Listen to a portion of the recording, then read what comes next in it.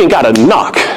We got people that'll open the door, and I'm gonna hold it for your grandkids, and I'm gonna give them a tour, because I remember them days when I would have to call in and pay my bills 35 days late, and they would ask me why, and I didn't know what to say. Nowadays, things are going so good, y'all, even my child support's on auto pay.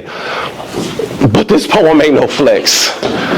Nah, this poem ain't no flex. I'm just sharing some things in my life that's working out. Because I remember them days when I would sit in my house and cry because life was so bad. Now I cry because life is so good.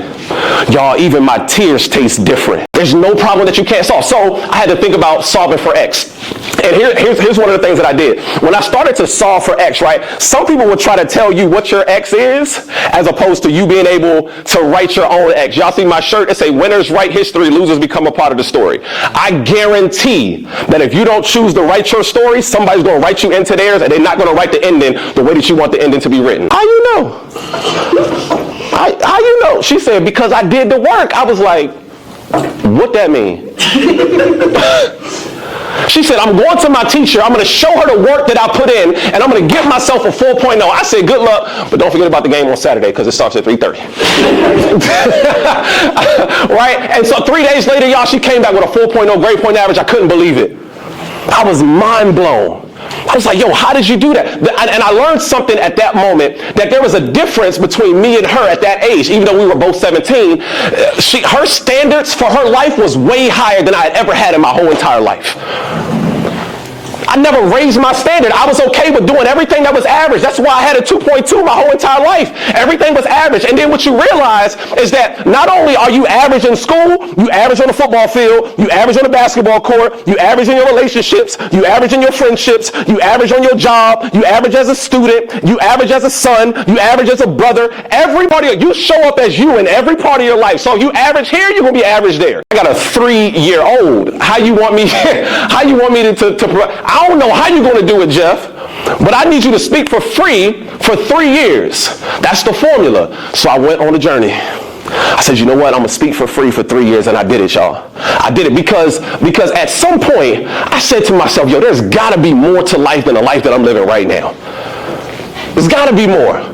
I felt like my mentor, Les Brown, he said, I remember I was so broke one day I walked by a bank and I tripped the alarm. There's a saying, and it says most people die at 25, but don't make it official until 75 because they chose not to live their purpose.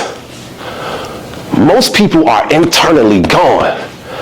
And they're just walking around in life. And here's what I realized for myself. I realized I didn't want to just be a shell of a body just walking around. I wanted to give something back to the world. Because I adopted a philosophy. And the philosophy is the more people you can give what they want, the more you can have what you want. So what did I start to do? I started to give back. Karma, good karma, bad karma, reciprocity.